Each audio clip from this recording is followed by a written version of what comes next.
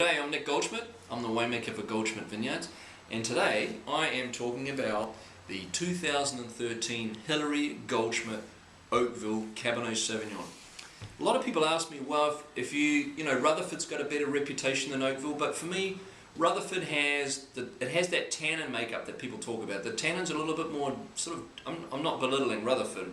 I love Rutherford for sure, but the tannins are a little bit more grainy, a little bit more dusty, whereas in Oakville I find the wines, the tannins are a little bit more supple and a little bit more round, and I'm not disappointed at the vineyards that we have in Oakville, and I think we've done very well with them.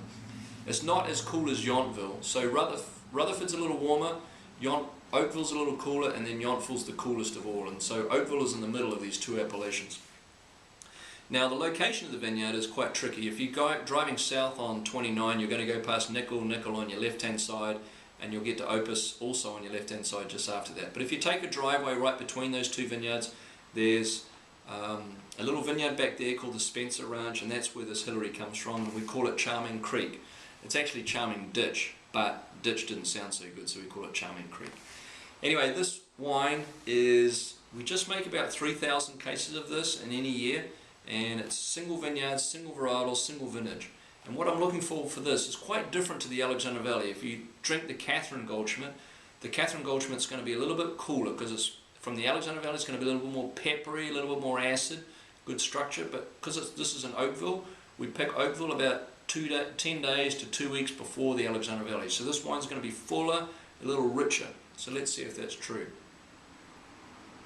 And the other cool thing that you get from this wine is you're going to get, because it's Cabernet, you're going to get a little bit more spice than will if you drink Merlot. So I'm looking for that spicy character, and I also pick it, I don't want to make it at 15 alcohol, I want to make this wine close to 14 alcohol.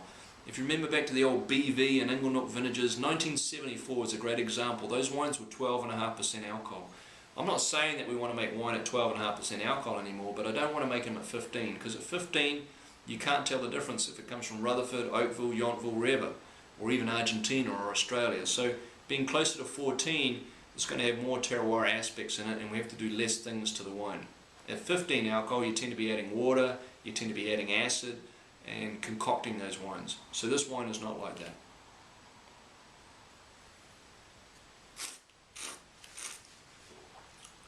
Yeah, so in the mouth you're going to have this real nice natural acidity, which is quite unusual for an area that's known for higher alcohol.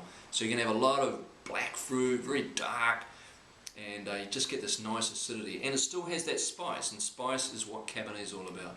Anyway, I hope you try the Hilary 2013 from Oakville, single vineyard, and it's been one of the best vintages, 2013. So I hope you enjoy it. Cheers.